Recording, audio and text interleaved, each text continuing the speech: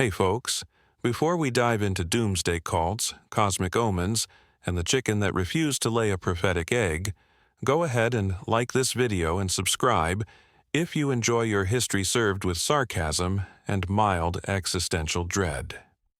And tell me in the comments, what time is it where you are?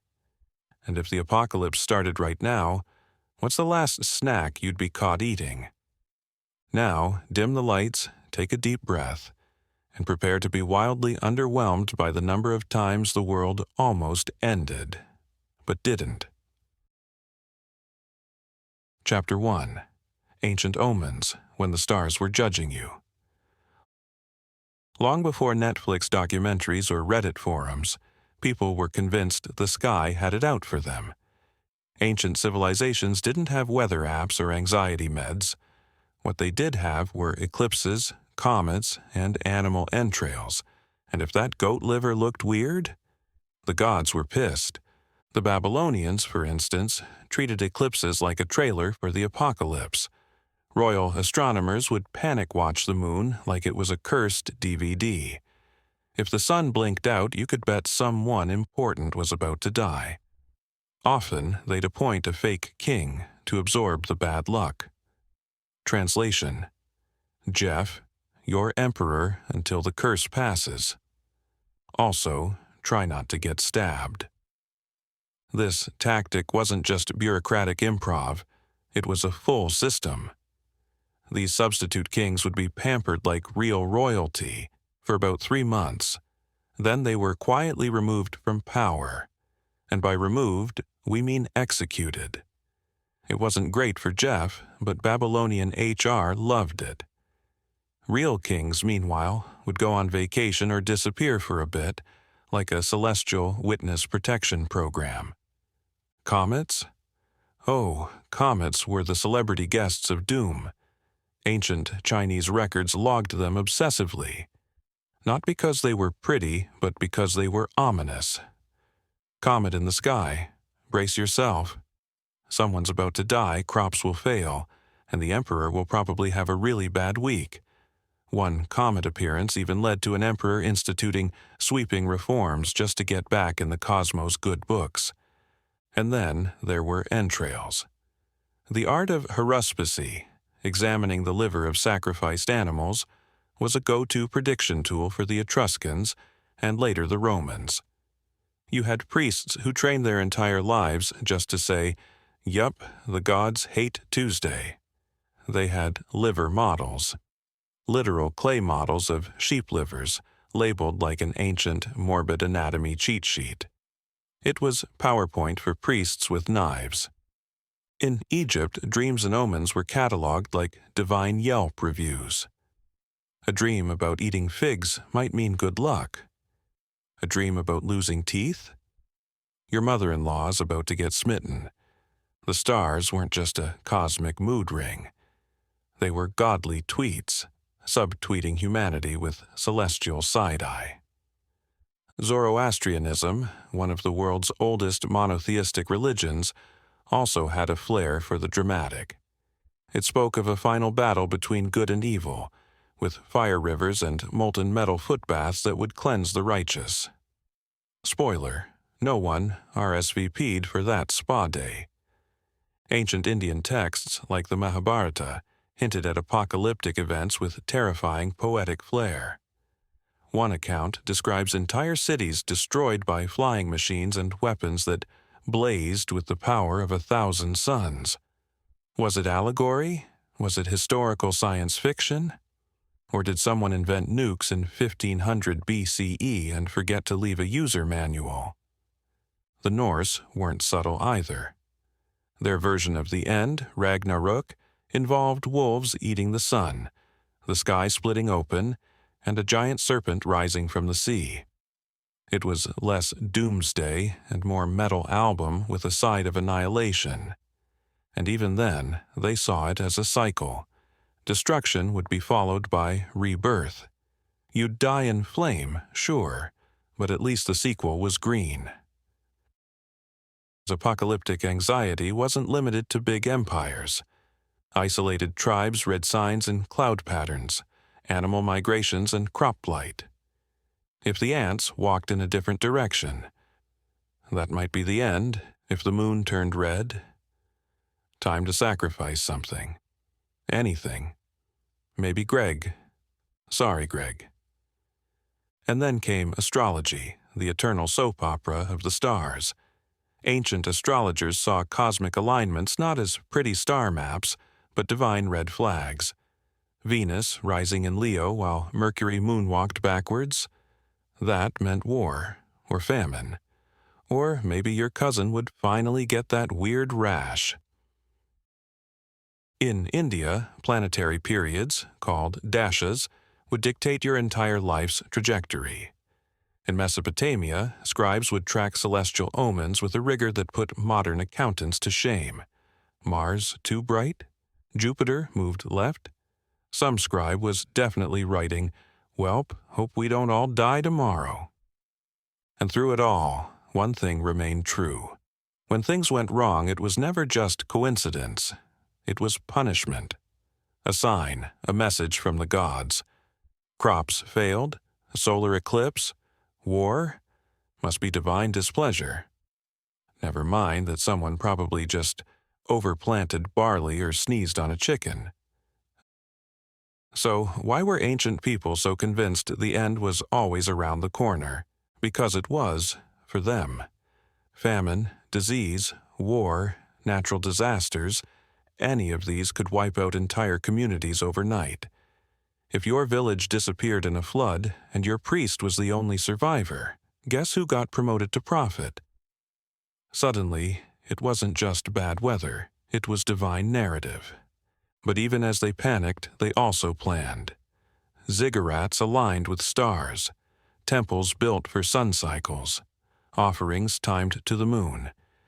Ancient civilizations didn't just fear the sky, they negotiated with it. Every ritual, every sacrifice was a line in the celestial contract. And sometimes it worked. Or at least, nothing bad happened immediately after. And that was good enough. Humanity's earliest survival tactic wasn't fire or farming. It was blaming the stars, burning some incense, and hoping the gods were in a good mood. So, next time you check your horoscope or side-eye an eclipse, remember, you're part of a proud, paranoid tradition. The stars were judging you long before Instagram was. Ancient Panic Room, a global tour of doom. Before it was cool, before podcasts and pundits, there were prophets with scrolls and strong opinions. Ancient civilizations didn't just wait for the sky to fall, they planned for it, charted it, and occasionally threw a goat at it. Here's a whirlwind tour of early humanity's favorite ways to panic like it's 999 BCE. Babylonia. If the moon blinks, you're doomed. In Mesopotamia, eclipses were treated like divine rage blackouts. If the moon disappeared, astrologers scrambled to declare omens. The king often went into hiding, and a temporary king, aka guy who will be sacrificed, got crowned in his place. The original freelance job with no retirement plan. China. Comets equals catastrophe. The Chinese kept meticulous records of comets, meteors, and other space-based shade-throwing. A comet meant the emperor was probably doing something wrong, like raising taxes or skipping ancestor worship. The solution? Public repentance and, if needed, a convenient rebellion. India.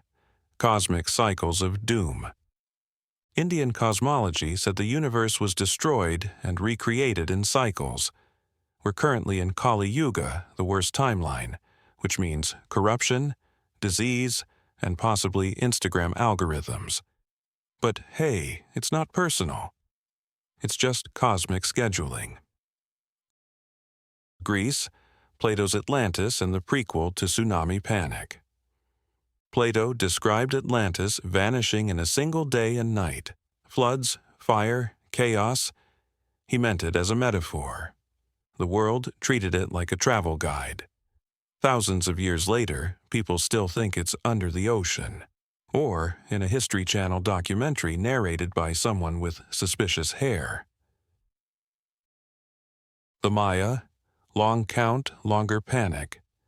The Mayan calendar didn't say the world would end in 2012, but it did say time moves in vast cycles. That didn't stop modern folks from turning it into an apocalyptic punchline. Ancient Mayans. It's a calendar. Modern world.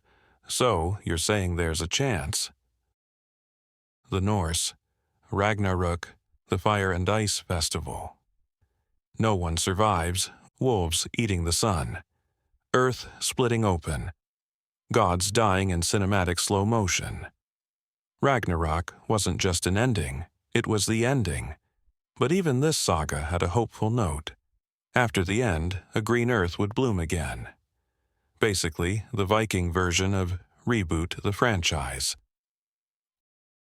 Egypt, when dreams and crops go wrong. Egyptians believed dreams foretold disaster. So did bad Nile floods, weird bird migrations, and certain sneeze patterns.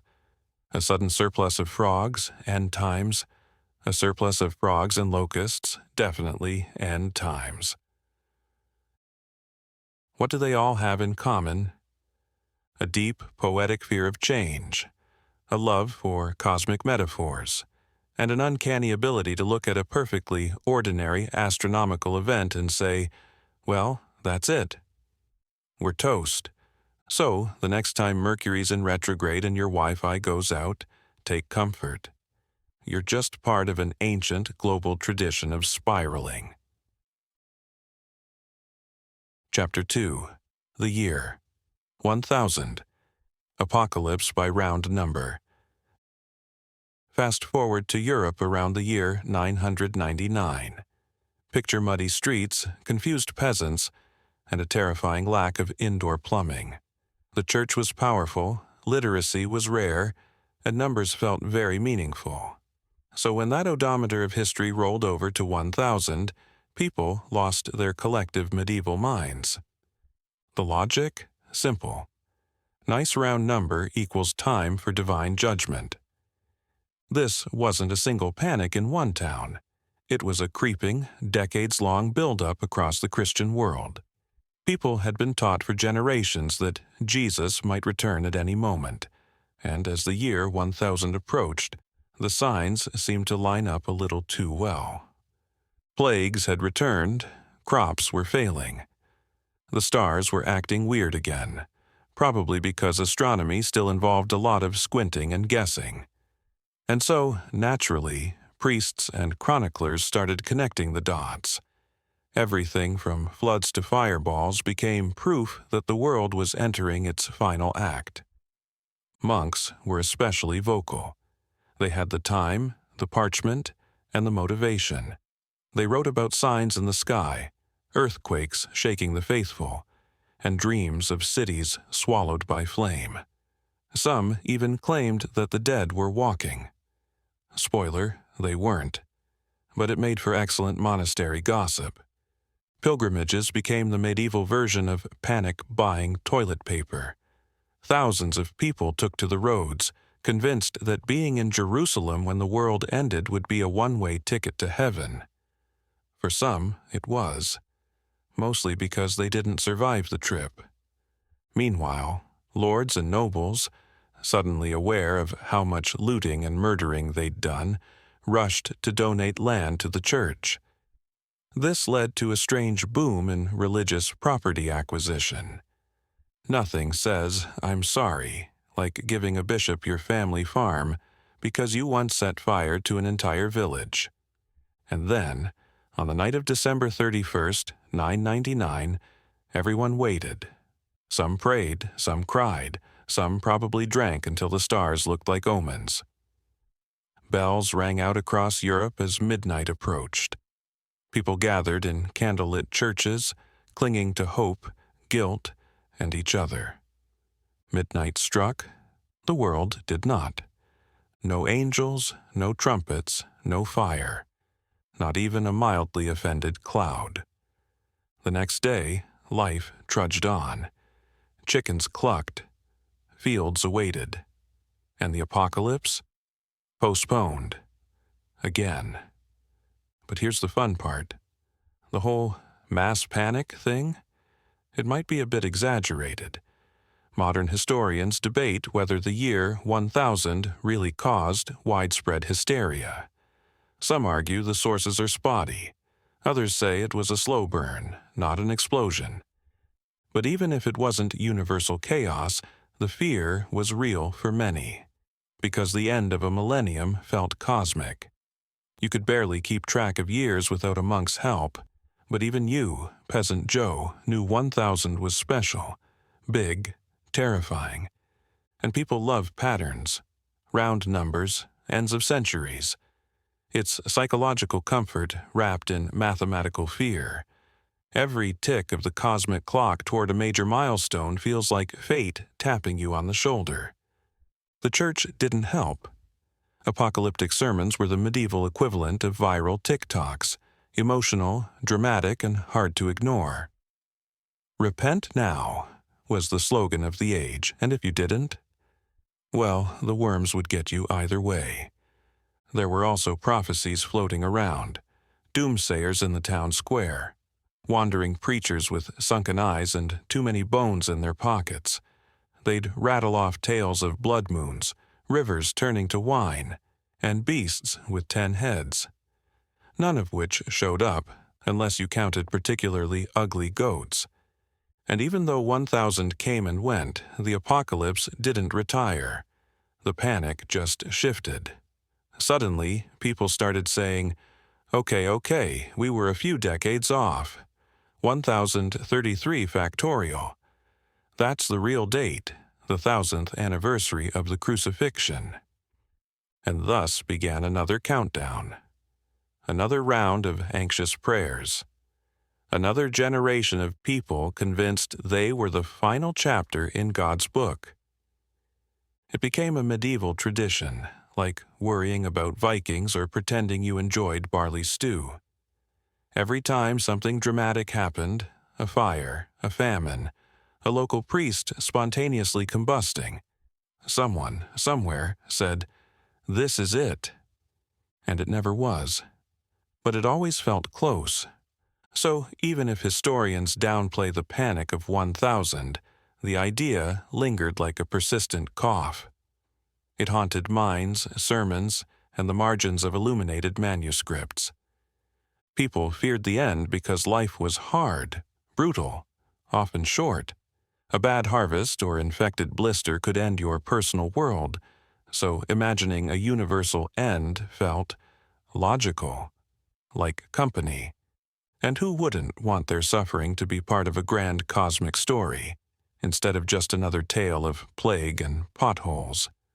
So yes, the year 1000 came with fear, with prophecy, with peasants squinting at the sky and wondering if that cloud looked a bit too Judgment Day-ish.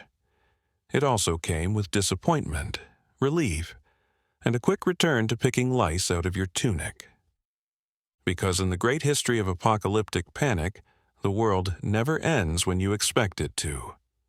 And as we'll see in every chapter after this, we never learn. Top 5. Times people casually rescheduled the apocalypse. If predicting the apocalypse is humanity's favorite hobby, rescheduling it is a close second. Here are 5 of the most confident, repeatedly wrong attempts to call the cosmic curtains, and then quietly nudge them forward when the world stubbornly refused to explode. 1. From 1000 AD to 1033, the original sequel nobody asked for. When the world didn't end in the year 1000, people didn't sigh in relief. They simply checked their medieval calendars and said, wait, maybe it's 33 years after Christ's crucifixion. That makes more theological sense. Thus, 1033 became the hot new panic year. Apocalyptic anxiety rebooted with plague, famine, and priests loudly clearing their throats about sin. And when 1033 passed uneventfully, everyone just shuffled away awkwardly and went back to blaming Vikings. 2. Jehovah's Witnesses, the rolling release model of Armageddon. In 1874, they said the invisible return of Jesus had already happened. Then, 1914 was supposed to be the big finale. When that didn't pan out, they updated it to 1925, then 1975. Eventually, they stopped setting firm dates and switched to vague metaphors like very soon and within this generation. Honestly, it's kind of genius. The apocalypse is always on the way, like a spiritual pizza delivery that's just running a little late. 3. William Miller and the Great Disappointment, 1844. Millerites gathered in fields wearing ascension robes, fully expecting Jesus to show up. When he didn't, the group splintered. Some said he arrived spiritually, others recalculated, and a few wandered home barefoot and very confused. It was called the Great Disappointment. But like all great rebrands, it inspired a sequel. That sequel became the Seventh-day Adventist Church, which is still around and now significantly more chill about calendar math. 4. Harold Camping's Double Feature, 2011. Christian broadcaster Harold Camping confidently predicted the world would end on May 21, 2011. Billboards went up. Followers quit jobs. Dogs went unwalked. When the date passed uneventfully, he announced, actually October 21st. When that didn't happen either, he finally apologized. It turns out, if you're going to call the end of the world, you only get so many rain checks before people stop packing bags. 5. 2012, but make it retroactive. After the Mayan calendar apocalypse failed, some conspiracy theorists tried to argue that 2012 was mislabeled and that the real end date was actually 2020, then 2021, then any day now. At this point, the prediction is basically software. There's always a new patch coming, just wait. So what do we learn from all this? That humanity doesn't really want the world to end, we just want to feel like it might. Often, repeatedly, with updates. Chapter 3, Mayan Mayhem, 2012, The Final Letdown. 2012. The year we all discovered that the Mayans had allegedly scheduled humanity's funeral for December 21st. Cue the panic.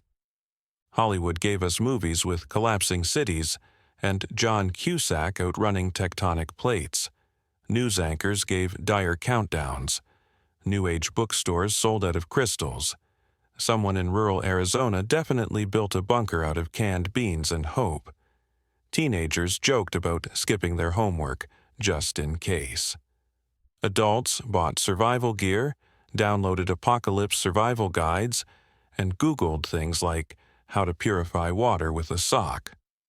But what was the actual basis? The Mayan long count calendar ended a 5,126-year cycle. That's it, like when your planner runs out in December. Did the Mayans mean the end? Probably not. More like, hey, new cycle starts tomorrow. Bring snacks. Unfortunately, nuance doesn't go viral. The internet spun it into catastrophe. Suddenly, everyone was talking about solar flares, planetary alignments, rogue planets, black holes, ancient aliens, and the possibility that the Earth's magnetic field would flip like a cosmic pancake. Each theory was less scientifically sound than the last, but more exciting than your average Tuesday. Some believed the Mayans had mystical knowledge, gifted by gods or extraterrestrials, that revealed a hard expiration date for Earth. Others suggested it was a metaphorical shift, spiritual awakening, a global consciousness upgrade, or the dawn of the age of Aquarius, with less disco, sadly. Apocalypse entrepreneurs had a field day. They sold survival kits, underground shelter tours, instructional DVDs, and even tickets to safe zones, because clearly the end of the world respects ticket holders. One village in France, Bougarac, gained global attention because some believed aliens would rescue anyone there. That's right. A sleepy mountain town became the VIP section for the rapture. Meanwhile, actual Mayan scholars facepalmed. They tried, nobly and repeatedly, to explain that the calendar didn't predict doom. It was just a calendar, like finishing one notebook and opening another. But their voices were drowned out by fear, conspiracy theories, and people painting giant 2012 countdown clocks on their barns. People quit jobs, sold belongings, and liquidated savings. One man in China spent his life savings building an ark. In America, a group bought a chunk of land to wait for the sky to fall. Preppers stocked pantries. Conspiracy websites tracked leaked government plans for global evacuation. Podcasts screamed, "Wake up, sheeple." December 21st came. People gathered in parks and deserts and temple sites. Some meditated, some panicked, some just wanted to watch. And then the sun rose. Birds chirped. The sky didn't fall. There was no alien Uber. The only thing that flipped was the collective mood from hysteria to awkward relief. The world didn't end. But plenty of people had to explain why they were now unemployed, broke, and living in a homemade bunker full of canned peaches and regret. Memes flourished. I Survived 2012 t-shirts went on sale, and pop culture quietly rewrote the whole thing as a joke, like a failed sequel to Y2K. The Mayans, once feared prophets of doom, were downgraded to the historical equivalent of that friend who flakes on plans. But deep down, that fear tapped into something timeless. The idea that ancient knowledge might warn us, that somewhere someone carved the end into stone and forgot to include the footnotes. And it wasn't the first time, or the last. Every generation finds its Mayan moment. Some old prophecy, misunderstood and repackaged with modern panic, gets trotted out like a doomsday greatest hit. And 2012 proved we'd still rather panic spectacularly than research quietly. The truth: the Mayans were brilliant astronomers and mathematicians. They created a complex calendrical system tied to planetary movements and mythic cycles. But they probably weren't trying to send a death notice to the 21st century.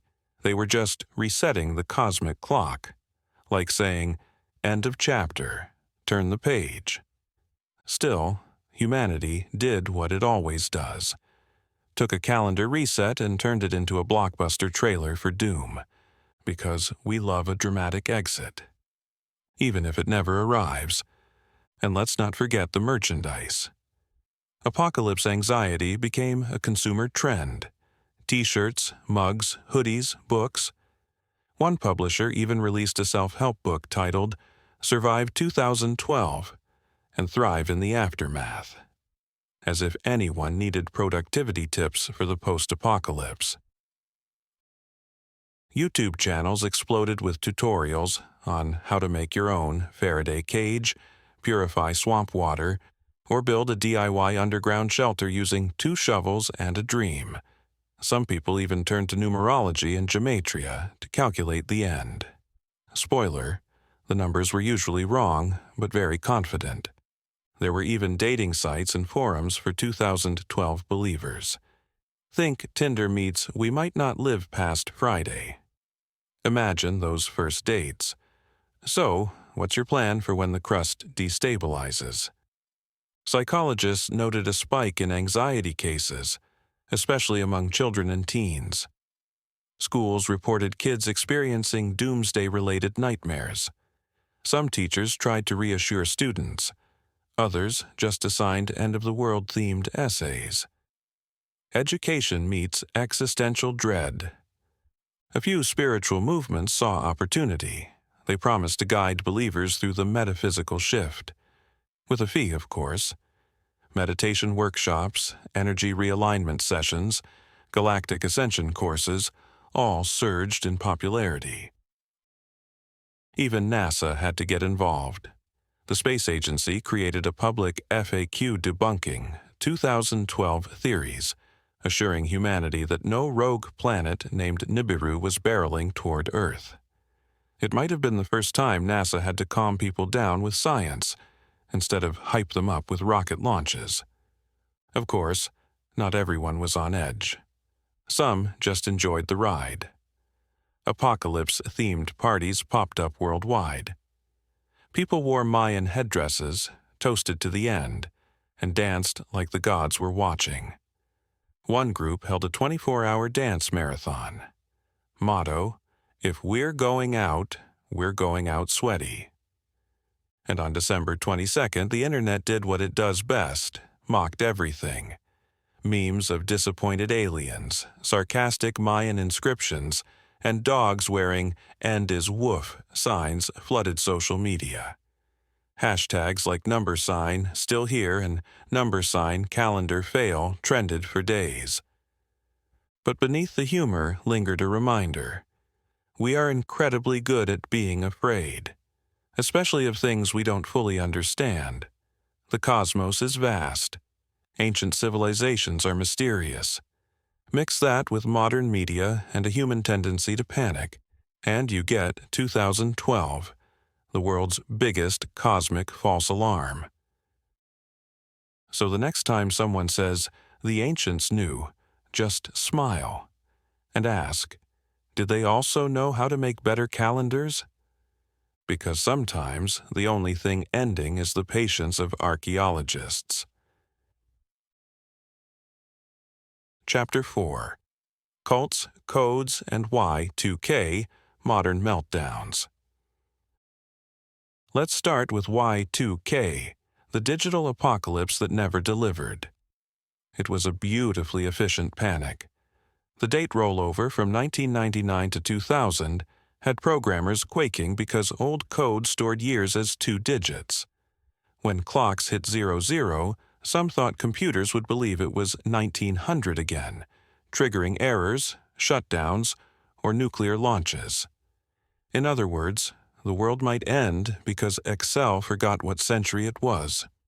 Governments formed task forces. Corporations hoarded IT contractors. People stockpiled water, batteries, and gold coins, just in case vending machines turned feral. The media feasted on countdown specials, and survival gear sales spiked. Then midnight came. Some clocks glitched. A Norwegian heating system got confused, and a cash register in the Philippines charged $3 million for a bag of rice. But mostly, nothing happened. The world kept spinning. The apocalypse, it seemed, needed better marketing. But Y2K wasn't just a software bug. For cults and fringe groups, it was a divine countdown. The House of Yahweh predicted nuclear war in 2000. Some members of Heaven's Gate, what was left of them, had claimed Y2K would reveal alien truths. Though their final exit was in 1997, surviving believers loosely connected Y2K to alien awakening. Because if the spaceship didn't show up last time, maybe it was just running late. Other groups warned of governmental collapse, citing biblical codes hidden in DOS prompts. Meanwhile, preppers stepped into the spotlight. These were the quiet folk who'd been building bunkers since the Cold War. Y2K validated them. Their basements were stocked with everything from oxygen tanks to peanut butter pails. What began as a fringe became a movement and a market. Enter the modern prepper economy. By 2000, survivalism had a branding strategy. Books, radio shows, and catalogs sold gear, freeze-dried meals, and bunker blueprints. The community grew online. Forums buzzed. Later, YouTube would turn prepping into content. The line between cautious planning and full-blown panic shopping blurred into one long affiliate link. Today's doomsday culture still rides that wave. From Reddit threads plotting asteroid escape plans to TikTok influencers rating bug-out bags, Digital age survivalism is more performative, more aesthetic, and somehow less practical. You can buy tactical baby carriers. There are designer hazmat suits. End times chic is real. Then there's QAnon, a conspiracy theory turned apocalyptic narrative. Borrowing from evangelical language, video game logic, and Reddit breadcrumb hunting, it promised a great awakening where evil would be purged in biblical fashion. The apocalypse, now with merch. From Heaven's Gate to online prophets live streaming every blood moon, digital culture transformed prophecy into performance art. Fear got faster. The end became a trending topic. And the line between warning and entertainment vanished like an expired domain. So yes, cults, codes, and Y2K didn't bring the end, but they changed how we fear it. Panic became personal. Prepping became public. And apocalypse culture got an upgrade with faster Wi-Fi. Truth is, the modern world is no more immune to apocalyptic hysteria than the goat liver readers of old. Remember Y2K? Computers were going to reset to 1900, planes would fall from the sky, and vending machines would declare war. People hoarded batteries like they were bars of gold. IT departments wept openly. Governments ran drills. Then the clock struck midnight and nothing. Maybe a few glitches, mostly just hangovers. Then there were cults. Like Heaven's Gate, who believed a spaceship hiding behind a comet would beam them up. But only if they wore matching sneakers and ditched their earthly bodies first. Spoiler, it ended as badly as you think. Even now, every time a pandemic, eclipse, or suspiciously loud thunderstorm hits, someone screams, "This is it!" And every century, without fail, people declare, "We are definitely the last generation." And every time, the world just keeps going. Awkward. Rejected apocalypse scenarios. The blooper reel of doomsday. For every doomsday prediction that made headlines, there were 10 others that fizzled out in glorious obscurity. Some were too strange, too specific, or just too hilariously dumb to catch on. And yet, these misfit prophecies deserve their moment. Because not every end of the world is ready for prime time. 1. The Chicken-Powered Countdown, 1810s. An English prophetess claimed her hen was laying eggs with "Christ is coming" etched into the shell. Pilgrims flocked to see it. Then, someone caught her writing on the eggs with acid and shoving them back into the chicken. Apocalypse rating, 4 out of 10. Bonus points for showmanship, but deducted for poultry abuse. 2. The end is nigh, in Sweden. If you're a cow, 1730s. One village believed their cows had begun speaking in human tongues, warning of the world's demise. Turns out it was just some bored kids hiding in the barn. Apocalypse rating, 3 out of 10. Effective for a local panic. Less effective for intercontinental fear-mongering. 3. The Halley's Comet Tail Gas Panic, 1910. When Earth passed through the tail of Halley's Comet, tabloids warned it might contain a deadly gas. People bought comet pills and bottled air. One guy sold anti-comet umbrellas. Another tried to seal his house with tar. Apocalypse rating, 6 out of 10. Huge on marketing potential. Science, less so. The 1987 harmonic convergence. According to New Age theory, a rare planetary alignment would open Earth to galactic consciousness. UFOs would descend. Peace would reign. No one would ever stub their toe again. Result: lots of meditation in parks. No alien enlightenment. A few sunburns.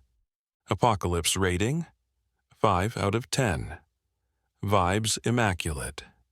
Actual results, 5. The Large Hadron Collider is going to suck us into a black hole. 2008. When CERN turned on the LHC, some believed it would tear a hole in space-time and consume the planet. Spoiler, it didn't. But it did inspire memes, lawsuits, and a man camping outside Geneva with a homemade "Do Not Turn On" sign. Apocalypse rating: 7 out of 10. Popular. Sciency still didn't deliver the goods. Honorable mentions: the woman who thought barcodes were the mark of the beast. The 1999 theory that the euro currency would summon the Antichrist. The YouTube prophet who predicted the world would end after he finished his burrito. He just never finished it. What do they all have in common? Confidence, imagination, and a truly chaotic lack of peer review. So next time you see a TikTok warning of the moon vibrating wrong, take heart. You're witnessing the latest entry in humanity's proudest tradition, getting the end of the world spectacularly wrong. Chapter 5. Nuclear Nightmares. When the button loomed large. If the 20th century had a mood, it was Cold War panic and mushroom cloud anxiety. The 1950s to the 1980s were basically one long anxiety attack in slow motion.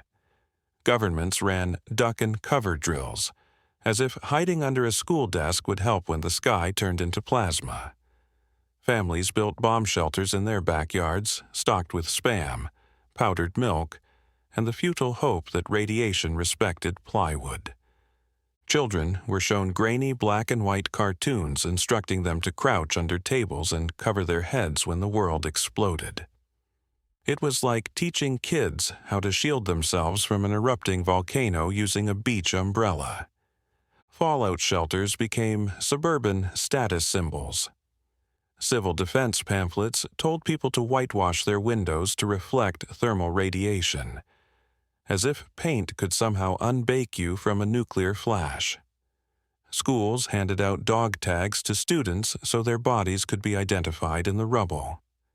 Comforting. Meanwhile, culture soaked in the dread.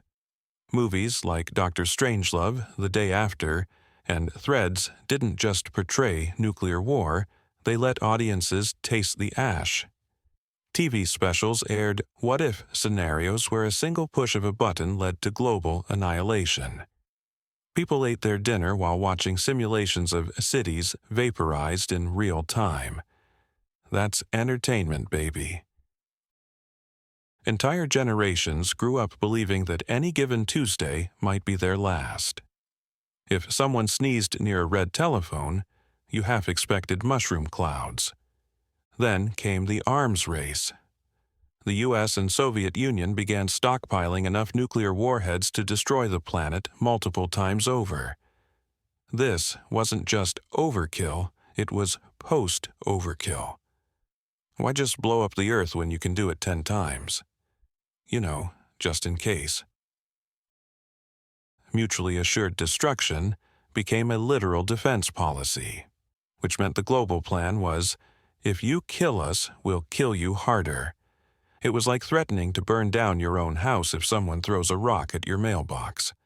There were genuine close calls. In 1983, a Soviet satellite mistakenly detected incoming U.S. missiles. One man, Stanislav Petrov, decided not to report it. If he had followed protocol, the Soviet Union might have launched a full nuclear response. Instead, he shrugged and thought, seems off. Petrov saved the world with casual skepticism. And then there was the Able Archer exercise in 1983, a NATO simulation that was so realistic the Soviets thought it was an actual first strike. For several days, the world teetered inches from oblivion. Most people just went to work, blissfully unaware that two superpowers were sweating bullets. Pop culture mirrored the anxiety with a weird mix of horror and humor. Nuclear war became a sitcom joke, a punk anthem, a video game plotline.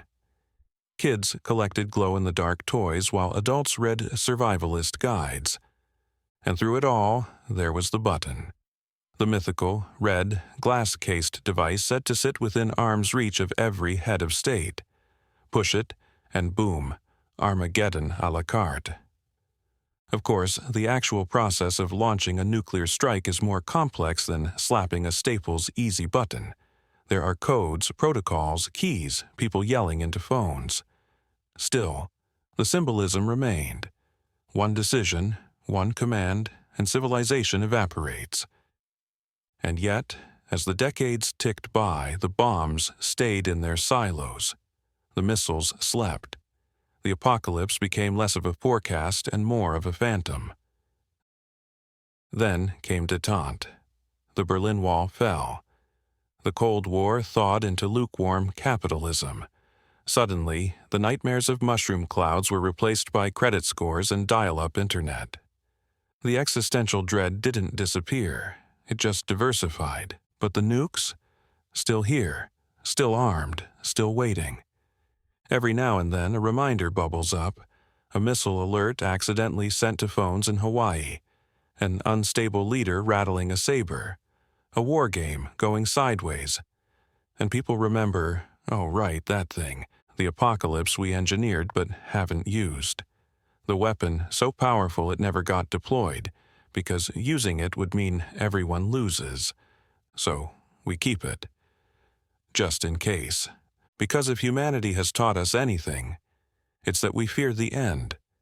But we also keep it on standby, behind a keypad and a very nervous man in a bunker. And still, we normalize it. We build around it. Politicians smile in front of podiums with nuclear launch codes tucked into their pockets. World leaders exchange insults on social media while quietly maintaining stockpiles that could boil the ocean. The phrase nuclear deterrent has become so common, it might as well be on cereal boxes. Movies still flirt with the idea too, but now it's filtered through irony, nostalgia, or post-apocalyptic chic. We don't watch the bomb fall anymore. We skip ahead to the moody survivors wearing leather jackets and trading gasoline for soup. And yet, somewhere in a concrete command center, someone is running a simulation. Somewhere, a technician is maintaining launch software from the Reagan era. Somewhere, a nation is upgrading a warhead to be faster, cleaner, and somehow more terrifying. Because no matter how much we talk about peace, the doomsday machine is still plugged in. It's an apocalypse on retainer, waiting for the right moment, the right spark, the right combination of egos and misunderstandings. It's the most expensive threat we've ever built, and the quietest. The fear never fully leaves. It just retreats beneath the noise of trending topics and new Netflix releases. But deep down, we know the button still exists. The missiles are still pointed, and it would only take one bad day. So we carry on. We joke. We build fallout shelters disguised as Airbnbs. We write songs about dancing through the end times. We teach kids to recycle while quietly keeping that one shelf in the pantry labeled just in case. Because nothing says modern optimism like fearing the future and preparing for it with bottled water and granola bars. The end didn't come, but the mechanism remains. Gleaming, silent, patient. Apocalypse. Merch through the ages. If you thought panic was just emotional, think again. It's also highly profitable. For every doomed prediction, there's been someone selling t-shirts, trinkets, or talismans just in case the world ends, and someone else buying them. Medieval edition. Indulgences and relics. In the Middle Ages, you could literally buy forgiveness. Indulgences were spiritual coupons redeemable for less time in purgatory. Going to hell? Just drop a few coins in the church coffer. Then there were relics, pieces of saints, splinters from the true cross, even a feather from the Holy Spirit. If it sounded blessed, someone was selling it out of a velvet-lined cart. 1840s. Robes for the rapture. Millerites waiting for the apocalypse in 1844 wore special ascension robes. The idea: dress for the second coming, not for comfort. Spoiler, they didn't ascend, but the robes became collector's items of early American religious cosplay. Cold War. The bunker boom. Nuclear panic birthed a booming bunker industry. Families bought radiation suits, Geiger counters, and atomic cocktail recipe books. Some even had branded fallout shelter signs, in case your neighbors needed to know you were prepared and stylish. 2012, the golden age of doomsday swag. When the Mayan calendar ended, capitalism kicked in. There were calendars counting down to the end of the calendar. T-shirts that said "The end is nigh" in Comic Sans. Crystals blessed by someone named Starblossom. And survival kits. Oh, the survival kits. Water filters, dehydrated beans, tactical flashlights. A few even came with DVDs like How to Survive 2012, Volume 2. Now, TikTok, panic packs, and prepper subscriptions. Today's doomsday merch lives online. Influencers sell bug-out bags with mini hatchets and freeze-dried avocado toast. Etsy has handmade apocalypse charms. And YouTube preppers unbox monthly survival crates like it's Christmas in the bunker. It's less about surviving and more about aesthetic readiness. If you're going to face oblivion, at least look good doing it. So the next time you panic, remember, someone out there is already selling you the t-shirt, probably in your size. Chapter 6. Climate Doom, AI Takeovers, and the Apocalypse You Know. Today's apocalyptic fears are less fiery and more existential. Climate collapse? Check. Rogue AI overlords? Double check. Microplastics in your coffee and birds dropping dead mid-flight? Yes, we are officially in ambient dread territory.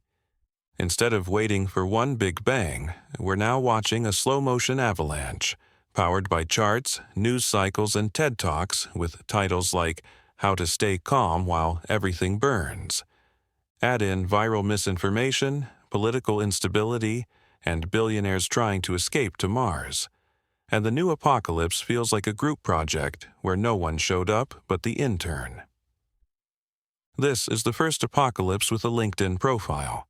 It comes with PowerPoint slides, influencer tie-ins, and a line of eco-conscious merch. Doomsday is now both a marketing opportunity and a lifestyle brand. We have end-of-world documentaries that pair well with wine nights.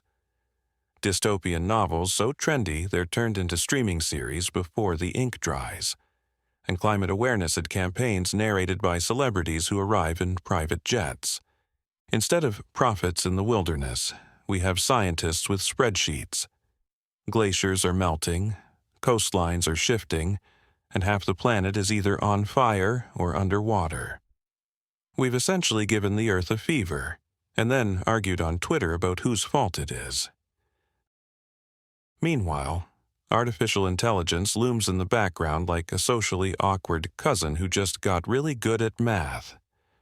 It started with autocorrect, and now it's designing weapons, composing symphonies, and casually suggesting how to optimize human labor out of existence. Some experts warn of an AI takeover. Others just want it to stop recommending the same 3 YouTube videos. The real fear isn't that AI will turn evil, it's that it will turn efficient. At least in older apocalypses there was fire and screaming. This one feels like being slowly ghosted by the planet itself.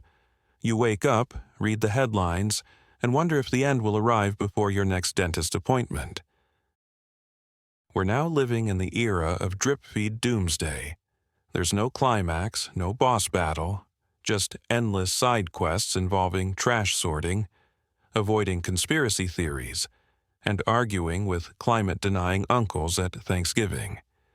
You check the forecast, and instead of rain, it says, air quality, tastes like barbecue. You see bees and think, endangered. You see billionaires building bunkers and think, that can't be good. Even the apocalypse is gentrifying.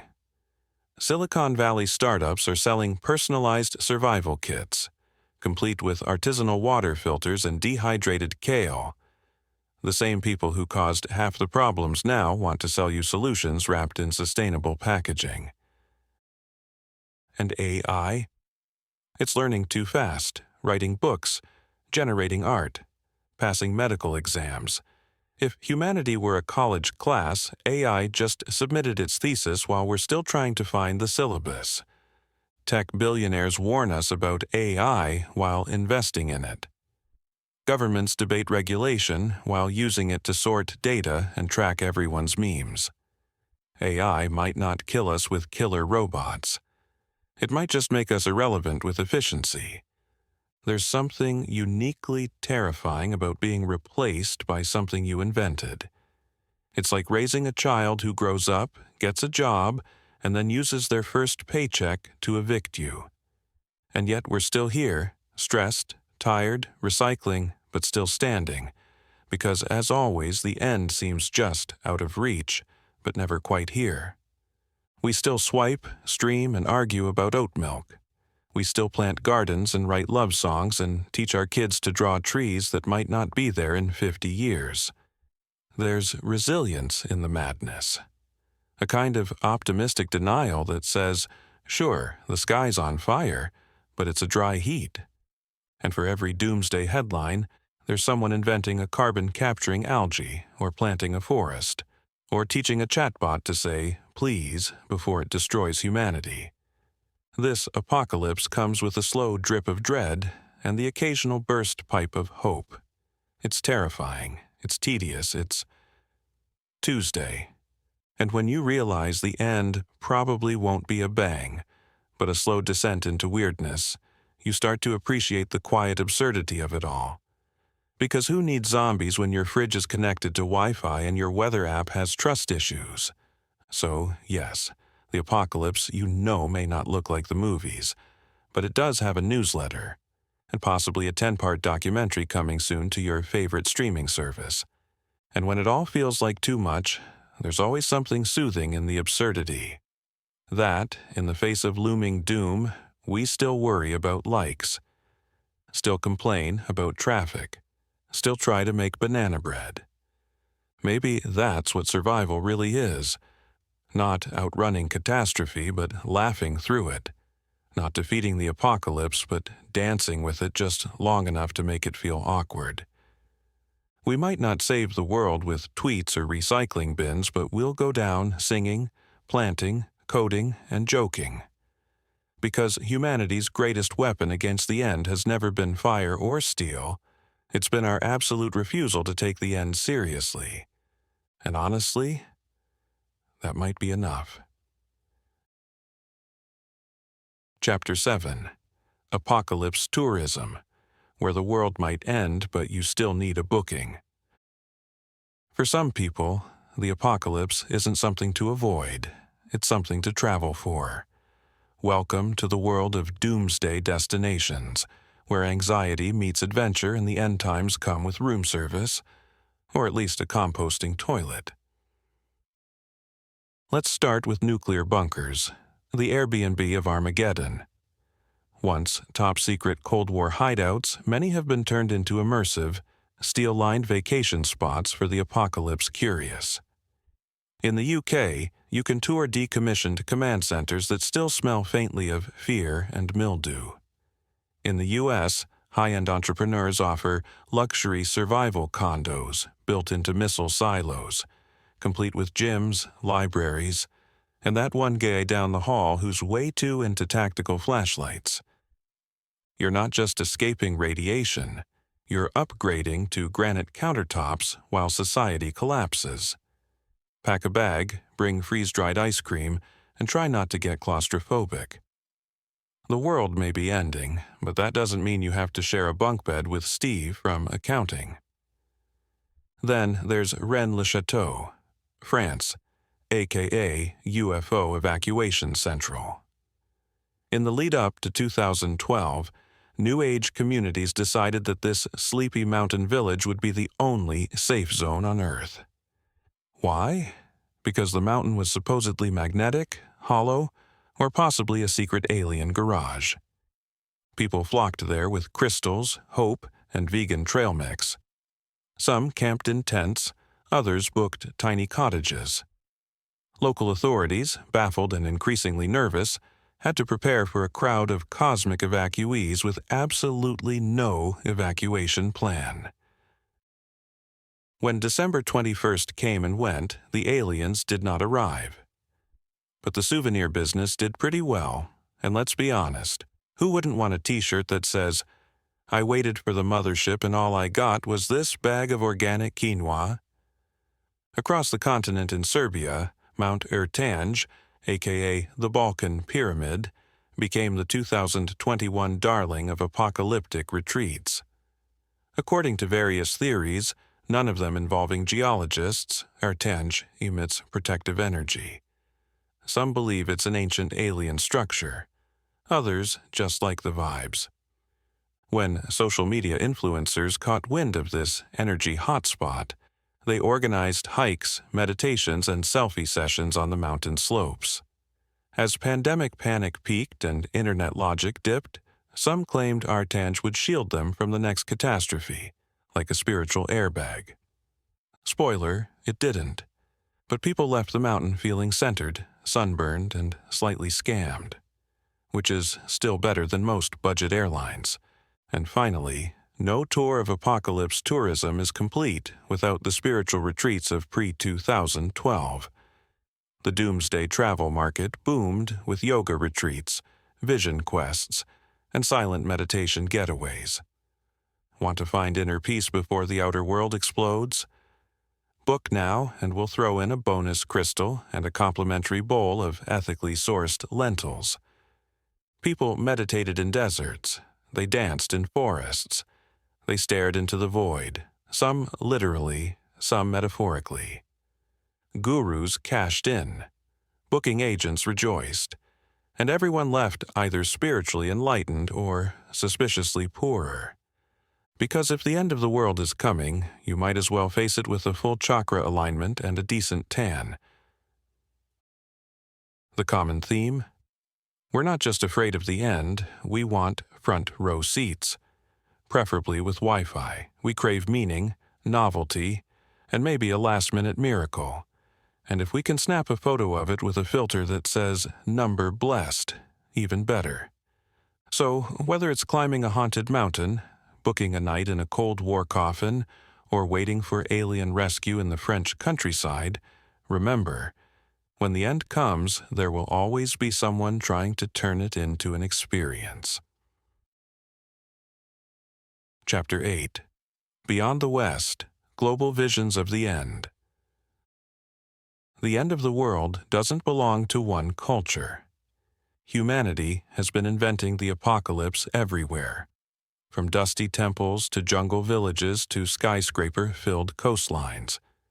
While Western end times get all the box office hits, the global imagination is just as vivid, sometimes more poetic, often more terrifying. East Africa, the Sacred Countdown.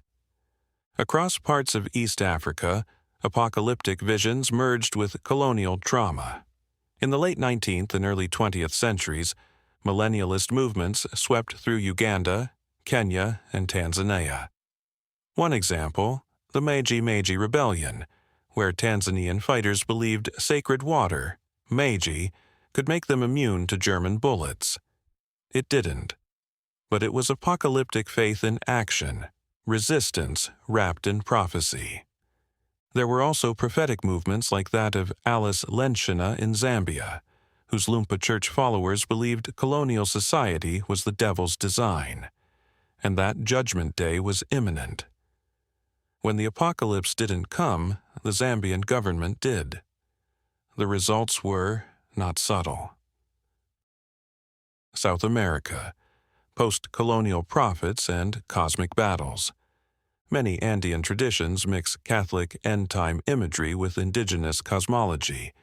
In some interpretations, the world ends not in fire or flood, but in inversion.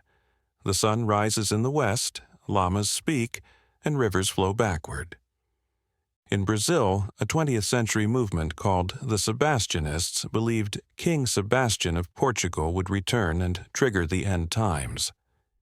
Meanwhile, ayahuasca churches envisioned cosmic resets fueled by psychedelic tea and a blend of Christian, African, and Amazonian spirits.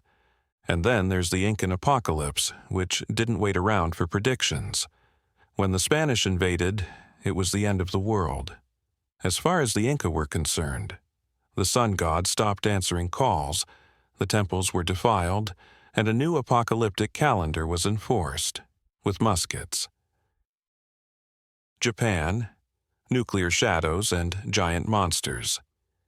In Japan, the apocalypse took cinematic form. After Hiroshima and Nagasaki, the mushroom cloud didn't just flatten cities, it reshaped Japan's cultural memory. Suddenly, the apocalypse was local, survivable, and deeply radioactive. Enter Godzilla, a metaphor wrapped in rubber. He wasn't just a monster. He was nuclear vengeance made scaly. Every stomp a memory, every roar a scream of historical trauma, and he wasn't alone. Japanese media gave us psychic children, apocalyptic comets, and slow-moving government bureaucracies trying to stop all of the above. From the anime Akira to Studio Ghibli's quiet eco-doomsdays, Japan doesn't yell, "The end is nigh." It shows you a child holding a rice ball in the ashes and lets the silence do the talking. Polynesia, when the ocean takes it all back. In some Polynesian traditions, destruction doesn't come from fire. It comes from the sea, massive waves, submerged lands, gods of the ocean rising in fury. Not every culture imagines Judgment Day as a courtroom. Sometimes it's just a reminder that your island isn't permanent, and neither is your house. Islamic eschatology, trumpets and trials. In Islamic belief, Yawm al-Qiyamah, the day of resurrection, is a terrifyingly specific finale. The dead rise, the sky breaks apart, and every soul is judged. There's even a horn-blowing angel, Israfil, who gets one job: sound the end. There's a beast that marks the wicked, a bridge over hell that's thinner than a hair. Forget lava, this is divine bureaucracy at its finest. Syncretic apocalypses, remixing the end. Some of the most fascinating end times aren't pure, they're hybrid. Think Caribbean voodoo mixing Catholic saints with African loas, or South Korean digital prophets blending Christianity with gaming metaphors and live streams. In these mashups, the apocalypse isn't one-size-fits-all. It's a genre, a remix, a vibe, judgment by algorithm, salvation via meme, rapture, but make it aesthetic. The pattern? Universally personal. Whether it's spiritual immunity water in East Africa, mushroom clouds in Tokyo, psychedelic prophecy in the Amazon, or inversion mythology in the Andes, the apocalypse always reflects what a culture fears and hopes most. It's not just the end, it's a mirror. Now, let's head back to familiar ground and close things out the old-fashioned way, with dread, sarcasm, and one last chicken refusing to eat. Final chapter, the never-ending ending. So what have we learned? 1. People have always feared the end. It gives us purpose, urgency, and an excuse to panic buy toilet paper. 2. We're really bad at predicting it. From star omens to calendar hiccups, we've batted 0 for 1,000. 3. The apocalypse is less of a destination and more of a recurring social hobby. It's something we take out, dust off, and panic over like a holiday decoration no one asked for. But there's a deeper truth hiding behind the smoke and fear. Apocalyptic thinking isn't just about destruction, it's about meaning. When things fall apart or even wobble slightly, we want to believe it's part of something grand, that there's a script, a pattern, a cosmic countdown. Maybe it's because regular life is chaotic enough. Rent is due, your knee hurts, your dog just ate something mysterious and you're too tired to Google if eucalyptus is toxic. The idea of an apocalypse, big, loud, final, feels oddly organized, like at least something knows what it's doing. And when the world doesn't end, we breathe a little easier. We laugh. We move on. Until the next time a weird planet appears in the sky or a cryptic tweet goes viral. We're like apocalyptic goldfish, constantly shocked, always ready to forget. Maybe it's not stupidity, maybe it's survival. Wearing a tinfoil hat, because for every doomsayer yelling on a street corner, there's a nurse working an overnight shift. For every cult leader preaching fire, there's a kid planting their first tree. For every panicked prophecy, there's someone making soup for their neighbor. The world might feel like it's ending, but most of the time it's just changing. And change, while deeply annoying, isn't the same as doom. It's uncomfortable, it's messy, but it also means we're still here. And yes, the memes will continue. Humanity's coping mechanism is laughter, right after denial and ahead of passive-aggressive group texts. The internet will churn out jokes, TikToks, and very serious YouTube documentaries, narrated by someone who definitely doesn't blink enough. All of it noise, all of it necessary. Because maybe we don't actually believe the world will end. Maybe we're just trying to make sense of it all, through charts, through prophecies, through weird dreams about owls wearing crowns. And if that means clinging to a belief that there's a plan, even a catastrophic one, then so be it. After all, we invented fiction. We made up gods, monsters, and world-ending storms long before we made fire-retardant onesies or satellite internet. Imagination gave us a way to shape fear into something we could talk about, joke about, even toast to. So maybe the end of the world isn't really the point. Maybe it's about what we do while we wait. Do we help each other hide in bunkers, host dance parties, learn to bake, argue on Reddit, probably all of the above? And if it does come, if the sky finally falls or the algorithm decides it's had enough, then at least we can say we went down doing what we do best. Telling stories, sharing soup, making weird jokes, because the end may never come, but if it does, we'll meet it with a raised eyebrow and a half-decent punchline. So tonight, as you curl up in your very much not on fire bed, remember this: the end has been predicted, scheduled, hyped, feared, monetized, and delayed so many times. It's practically a running gag in human history. You've survived every apocalypse so far. And if tomorrow brings another one, well, at least you'll know which canned beans pair best with dread. Sweet dreams.